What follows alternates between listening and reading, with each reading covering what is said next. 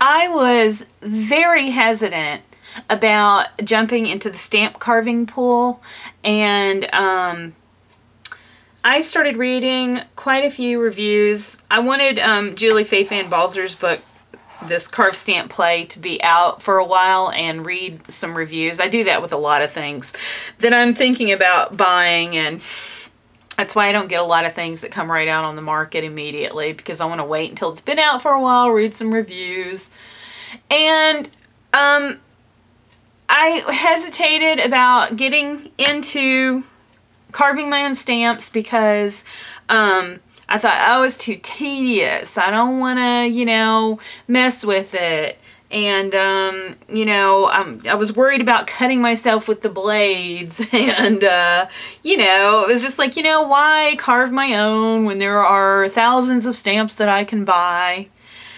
Well, the more I'm getting into my art journaling, the more I'm realizing that there are times that I would like a certain design on my page that you know, that I don't have a stamp for, and I would like my pages to be a little bit more original too, and instead of using the commercial stamps, which I've got tons of, and which I still love, by the way, but I decided I'm just going to give it a go. So I read the reviews on the book, excellent reviews on it, and even though there's tons of YouTube videos for how to carve stamps, I am very glad that I went ahead and just bought the book anyway, because there's so much more information in here than you would ever find on a YouTube video anyway.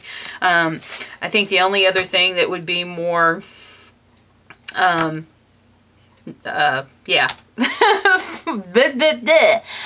Whatever. Would be if you took Julie's, you know, I think she has a video on, you know, class on this as well. So, anyway, I bought the book. I am only a certain, you know, I think I'm only to page, well, here. What page am I on? I haven't gone through the whole book. I've had this book for a while now. I've just, like I said, I've waffled back and forth with, you know, deciding on whether or not I wanted to do it. I'm only on page 46.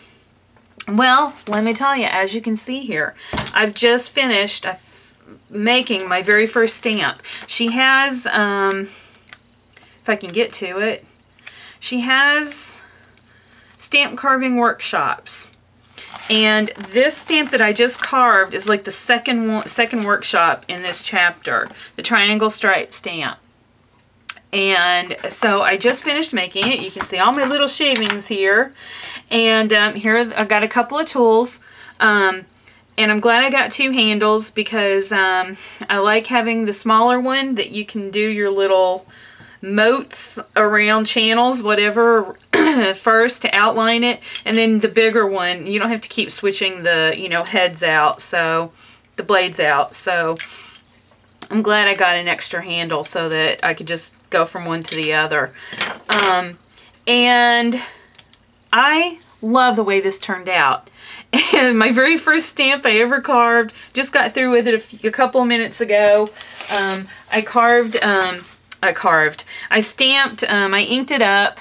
I'll spit it out in a minute. I inked this up just to see how it was going to turn out, and I love it. It could have been a better impression had I not had texture back here, and had I laid this out flat, but I didn't do that. I just, you know, was anxious to try it out, and so anyway, I did a little stamping here and up here with that stamp, and I really love the way that my very first stamp came out. I'm proud of myself. So, the other thing that I did not do is, because I saw a video, I have like 4 or 5 of these big slabs of Speedy Carve, and I'm going to start using those just to see if it'll be, you know, it's probably a lot better than this. But let me tell you what I used here. I went to the dollar store because I saw another YouTube video where somebody said just when you're first starting out that you should probably practice on these really inexpensive rubber erasers, the big ones that you can get at the dollar store. So like this right here. So that's what I did. I went to the dollar store and I just got some of these big stamps, some of the smaller ones, and So I'm practicing on these first because that Speedy Carve is so expensive.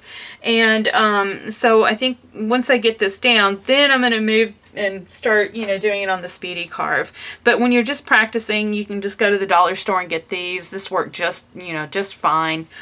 This was a really fat eraser, as you can see right there. So hard to get the box cutter through when you're cutting around it, but anyway, so yeah, I just wanted to record this video because if there's anybody out there who subs my channel who's on the fence about, you know, like I was, about, you know, jumping into this whole stamp carving thing, I definitely recommend getting this book and doing it yourself, because this was so much fun, and I didn't hurt myself, and I love the way that you can put your own originality into your stamps. So anyway, just to share, you guys, I'll see you later.